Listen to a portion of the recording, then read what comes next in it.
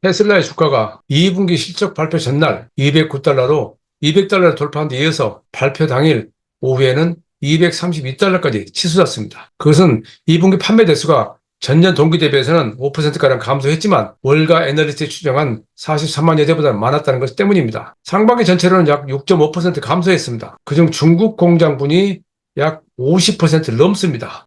테슬라의 주가 변화를 약간 짚어보겠습니다. 2019년 말 테슬라의 주가는 84달러였습니다. 그것이 2020년에는 1월 달에 130달러에서 12월 달에 705달러까지 폭증했습니다. 2021년 12월에는 1년 후에는 1100달러까지 치솟으면서 천슬라라는 용어가 등장했습니다. 그리고 2022년 봄부터 다시 하락했습니다. 2023년에는 100달러 선까지 붕괴했고요. 그리고 최근까지 150달러에서 200달러 사이를 횡보하고 있었습니다. 테슬라의 판매 대수는 2018년에 24만 대 좀 넘었습니다. 그리고 2023년에는 181만 대까지 증가했습니다. 그러니까 판매는 증가하지만 주가는 하락했습니다. 이것은 미국이 주주 자본주의 나라이기 때문에 이런 가능한 겁니다. 우리하고 같은 식으로 해석할 수는 없습니다. 저는 미국식 주주 자본주의에 대해서 제가 평가할 수 있는 내용은 아니지만 제 나름대로 그들이 예상했던 것들과 다른 전망을 내놓은 적이 있습니다. 예를 들어서 2008년 베이징 오토쇼를 갔을 때 미국의 대표적인 투자은행 골드만삭스가 중국 시장은 공급 과잉, 시장 포화로 1600만 대에서 1800만 대에 멈출 것이다 라고 말을 했습니다. 2007년에 중국 자동차 판매 대수는 879만 대였습니다. 그때 이미 골드만삭스는 미래를 점친 것이죠. 근데 그날 저는 현장에서 중국 시장 2천만 대에 대비해야 된다. 2천만 시대 가시권 왔다라는 칼럼을 썼습니다. 그 배경으로 된 것은 중국의 자본주의 경제를 전환을 들었고 경제 규모의 확대를 들었고 또 2006년부터 시작된 할부금융 제도 그리고 2008년에 베이징 올림픽 등을 예로 들었습니다. 그 결과 중국은 작년 3,009만 대까지 폭증했습니다. 그 누구도 예상하지 못했던 것입니다. 그리고 2013년에는 골드만삭스가 마찬가지로 석유값이 배럴당 100달러일 때 200달러 시대를 준비해야 된다고 했습니다. 저는 그때 역시 약 4꼭지의 칼럼을 써서 석유값이 폭락할 가능성이 있다는 이야기를 했습니다. 배경에는 셰일가스가 가장 크죠. 물론 그걸 제가 무슨 해안이 있어 그런 게 아니고요. 시중에 나와 있는 책들에 모두 나와 있는 것들입니다. 그리고 그 다음에 석유값은 40달러까지 폭락했죠. 그러니까 주주 자본주의 나라 주식 미국에서 애널리스트의 말을 믿을 수 없는 것은 저뿐만이 아닙니다. 그럼에도 불구하고 미국의 애널리스트는 한국보다 신뢰도가 높습니다. 그 배경은 미국에는 애널리스트들이 제시한 전망치에 대해서 평가를 하는 회사들이 있습니다. 그 회사들이 애널리스트를 평가를 하죠. 그러나 우리나라는 애널리스트에 대한 평가하는 그런 단체나 회사가 없습니다. 그래서 개미 투자자들이 스스로의 판단에 의해서 투자를 하는 경우가 많고 그렇지 않을 경우는 일부 자칭 전문가들의 말을 믿고 하는 경우가 많습니다. 연구를 해봐야 될 내용 같습니다. 어쨌든 이런 것과 달리 최근에 미국에서 전 세계적으로 중국과 유럽과 달리 전기차 판매가 가장 부진한 것으로 알려져 있는 미국에서의 변화를 짚어보고자 합니다. GM은 올해 2분기에 전기차 판매 대수가 1분기보다 34% 증가했습니다. 올해 판매 대수가 줄어든 것은 쉐보레 볼트 EV, 그러니까 얼티엄 플랫폼이 아닌 볼트 EV가 GM 전기차 판매의 대부분을 차지했었는데 그 작년 말로 단종했기 때문에 큰 폭으로 줄었죠. 그런데 그것이 다시 상승세를 그리기 시작한 겁니다. 상반기 전체로도 3만 8천여 대로 신기록을 세웠습니다. 이것은 쉐보레 블레이즈라든가 이코녹스, 실버라도 EV 등 이 얼티엄 플랫폼 모델들이 생산이 제대로 되면서 성장세를 견인한 결과입니다. GM은 이에 대해서 예를 들어서 블레이저 EV 구매자의 40%가 다른 브랜드에서 왔다라는 점을 강조하고 있습니다. GM도 폭스바겐 등과 마찬가지로 소프트웨어 결함, 공급망 과잉 때문에 전기차 판매가 제대로 이루어지지 않았습니다. 그런데 GM의 CEO 메리바라는 올해 초 2024년을 실행해다라고 하면서 상황을 반전시킬 수 있을 것이라고 강조했었습니다. 그렇지만 올해 전기차 판매는 20만 대에서 25만 대로 당초 목표인 25만 대에서 30만 대보다는 줄어들었습니다. 그럼에도 올해 말까지 10개의 배터리 전기차 라인업을 추가할 계획입니다. 본격적으로 새 확대에 나서고 있는 거죠. 또 하나 역시 미국 시장에서 가장 주목을 끄는 게 현대차 그룹입니다. 현대자동차는 2분기 아이오닉 판매가 51% 증가했습니다. 상반기 전체로는 37%나 증가했습니다.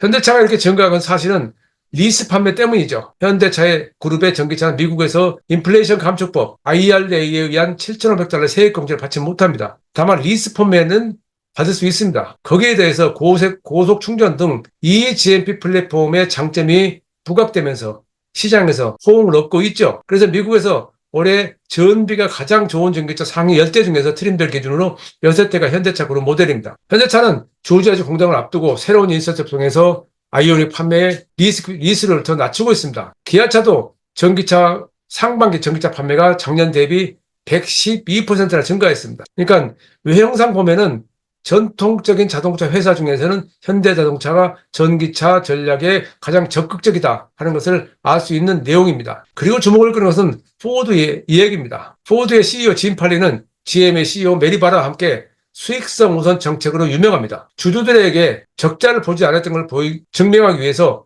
투자를 줄이고 생산을 늘리고 늦추고 하는 전략을 써왔습니다. 그런데 그런 짐 팔리가 지난주에 소셜미디어 링크드인이라고 하는 소셜미디어에 다음과 같은 말을 했습니다. 전기차는 모빌리티 시대의 차세대 대전환이 될 것이다. 나는 자동차의 다음 큰 변화는 소프트웨어 정의 및 전기차가 될 것이라고 믿는다. 포드는 2027년 3만 달러 저가 전기차 출시할 계획이다. 크고 거대한 전기차는 결코 수익을 낼 수 없을 것이다. 포드가 전기차로 전환에 실패하면 북미에 한정되는 메이커로 남게 될 것이다. 이런 말들을 한 것이죠. 미국은 트럭의 나라입니다. 미국은 픽업 트럭과 SUV가 전체 시장의 80% 육박합니다. 그래서 1위부터 3위 모델이 픽업 트럭입니다. 포드 F150을 비롯해서. 그래서 포드도 F150 라이트라는 개조형 전기차를 만들었었죠. 그런데 그런 상황에서 이제는 전기차 시대에 본격적인 전환을 하지 않으면 안 된다는 생각을 하게 됐다는 것을 짐 팔리가 직접 발표하고 있는 겁니다. 밝히고 있는 것입니다. 여기서 우리가 세간에 일고 있는 여러 가지 이야기를 좀 짚어보겠습니다. 사람들은 지금 전기차는 안 된다라고 하는 이야기를 한국에서는 하고 있습니다. 한국만의 문제입니다. 석기시대가 사라진 것은요, 돌이 없어서가 아니죠. 청동이 등장해서 그렇죠. 마차가 사라진 것은 말이 없어서가 아니죠. 자동차가 등장해서 그렇습니다. 마찬가지로 코닥 필름이 사라진 것은 필름이 없어서가 아니라 디지털 카메라가 기기가 등장해서 그렇습니다. 종이신문이 사라지고 있는 것도 마찬가지고요. 화석연료도 그 고갈 때문이 아니라 다른 에너지가 등장하기 때문이라는 것이 이미 정설입니다. 자동차는 앞으로 어떻게 할까요가 가장 큰 문제입니다. 그 자동차 회사들은 지금 전통적인 자동차 회사들은 큰 도전 과제입니다. 21세기 들어와서 세상은 엄청나게 많은 사건들이 있었죠. 제 기억으로는 밀레니엄 버그죠. 당시 많은 사람들이 컴퓨터가 바이러스 때문에 큰 변환에서 데이터를 손실할 것이다 라고 했었는데 아무 일 없었죠. 저도 그때 컴퓨터를 새로 구입했었습니다. 그리고 2007년에 스마트폰이 등장했고 세상을 통째로 바꿔버렸습니다. 그 이후로도 3D 텔레비전 등장했지만은 지금 집에서 3D 텔레비전을 보는 사람은 있을까요? 자, 3D 프린터도 모든 집안에 한 대씩 있을 것이라 했는데 그런가요? 드론도 내선에 하나씩 있을 것이라 했는데 그런가요? 알파고가 2세들과의 바둑을 두어서 이긴 사건은 유명하죠. 그때는 2세대 인공지능이 있는데 그때는 좀 주춤했었습니다. 인공지능이. 그리고 이후로 블록체인, 증강현실, 메타버스 등 다양한 우리가 모르는, 다 알죠? 모를 거라 생각하는 사람들 많죠. 우리 새로운 형태의 용어들이 등장했는데 그 상황에서 작년 올해 들어서 인공지능이 급속도로 발달하면서 상황은 또 다른 양상으로 가고 있습니다. 이 인공지능이 자율주행차를 추동하고 있고 전기차를 전환을 다시 뒤에서 밀어붙이고 있습니다. 그래서 지금 이 상황은 2016년에 파리 오토살롱에서 파리 모터쇼에서 메르세데스 벤츠가 케이스라고 하는 커넥티비티, 오토노머스, 쉐어드, 일렉트릭 이 네 가지 화두를 내던지면서 시작했던 것이 8년이 지났습니다. 그때 이미 2015년에 폭스바겐 디젤 스캔들, 2015년 파리 협정 때문에 전기차를 가야 된다는 탄소 중립을 달성해야 한다는 인류 공통의 컨센서스가 이루어졌었죠. 그리고 약 8년이 지나서 세상은 또 다른 형태로 귀결이 되고 있습니다. 올해의 화두는 전기차의 자율주행차로 요약되고 있습니다. 그것은 다른 말로 하면 디지털화와 SDV로 가고 있습니다. 이것을 인공지능이 밀어붙이고 있습니다. 이것을 그냥 밀어붙이는 게 아니라 그 인공지능 기술을 적용할 수 있는 거대 기술 기업들이 주도를 하고 있습니다. SDV, 소프트웨어 정의 자동차도 마찬가지입니다. 이걸 하기 위해서는 반도체가 필요하고요. 소프트웨어가 필요한데요. 우리나라의 경우 반도체 생산, 메모리 반도체 외에는 여기에서 말하는 시스템 반도체는 지금 생태계가 없다고 이야기를 하죠. 큰 틀에서 말하면 이들 거대 기술 기업들이 자동차 산업을 뛰어들어와서 주도권 쟁탈들을 하고 있다는 얘기입니다. 이걸 저는 과거부터 외부의 파괴적 경쟁자라고 표현해 왔었습니다. 그러니까 아래 그림은 하이투자증권의 고태범 애널리스트가 제시한 건데요. 그려놓은 건데요. 맨 오른쪽에 전통적 자동차 회사의 로고가 있습니다. 우리는 여기에만 익숙해져 있죠. 그런데 들여다보면은 주문자 개발 방식이 있고요. IT 기술 기업들이 그들의 기술 기반으로 모빌리티로 나가는 그런 형태로 발전하고 있습니다. 예를 들어서 중국의 화웨이는 통신장비 업체죠. 그런데 그 화웨이는 지금 자동차 회사에 부품을 납품하거나 솔루션을 납품하거나 또는 개발하고 판매를 하는데 생산을 하지 않는 그런 형태로 자동차 산업에 깊숙이 뿌리를 내리고 있습니다. 바이두도 마찬가지로 바이두 프로젝트라는 걸 통해서 자율주행차 기술에 많은 공을 들이고 있습니다. 대만의 폭스콘, 아이폰의 위탁 생산 기업으로 유명하죠. 대만의 폭스콘도 자동차 전기차 플랫폼을 발표한 지가 벌써 몇 년이 지났고요. 더불어서 그거는 하드웨어뿐만 아니라 소프트웨어까지 같이 제공하죠. LG 마그나도 자동차 생산을 검토한 적이 있었으나 지금은 폭스콘과 같이 자동차 회사들이 필요한 모든 솔루션을 제공하겠다는 전략으로 바뀌었습니다.